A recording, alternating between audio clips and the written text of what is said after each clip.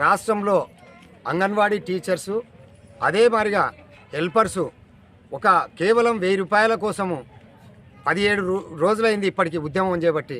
కానీ ఈ ప్రభుత్వము చీమ కుట్టినట్టు కూడా లేదు అని చెప్పేసి వివిధ రీతులతో ఈరోజు పోస్టల్ ఉద్యమం, రేపు మళ్ళీ ఏం ఉద్యమం చేయబోతారా అనేటువంటి విషయాన్ని అడిగి తెలుసుకోవడానికి ఇక్కడ అంగన్వాడీ టీచర్స్కి సంబంధించినటువంటి వాళ్ళ లీడర్స్ ఉన్నారు. వాళ్ళని అడిగి తెలుసుకునే ప్రయత్నం చేస్తాం. అమ్మా, మీ పేరమ్మా?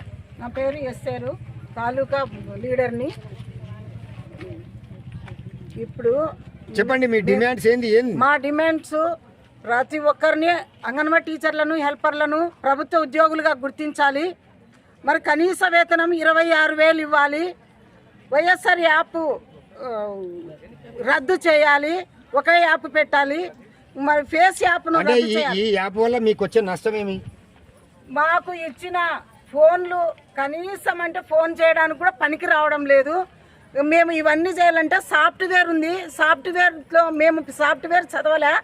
ఆ రోజు వచ్చింది ఏమని అంగన్వాడీ టీచర్గా పనిచేస్తామని, అదే 10th క్లాస్ పాస్ అయిన వాళ్ళు మాత్రమే ఉన్నారు అప్పుడు వాళ్ళు. ఇప్పుడు చదువుకున్న వాళ్ళు ఎక్కువనే చదివినారు, డిగ్రీలు కూడా చదివిన వాళ్ళు వచ్చినారు. కానీ సాఫ్ట్వేర్ మాకు ఇచ్చి చిన్న ఫోన్లు ఇచ్చి సెల్లు కూడా హలో అనడానికి కూడా పనికి చేయని ఫోన్లు ఇచ్చి సాఫ్ట్వేర్ చేయమంటే మా సొంతం సెల్లో నుంచి మేము చేస్తున్నాము.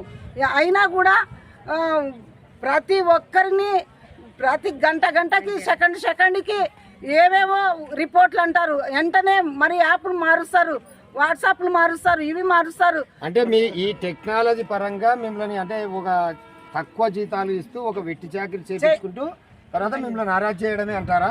అరెస్ట్ చేయడమే. మరి ప్రభుత్వం అరెస్ట్ చేయడం తప్ప ఇంకా వేరేదంటూ ఏమీ లేదు. మా మీద ఎందుకు జగన్ గారికి అంత కక్షనో మరి. అక్కలు చెల్లెమ్మలు అంటున్నాడు, కానీ మేము అక్కలు చెల్లెలం కాదా?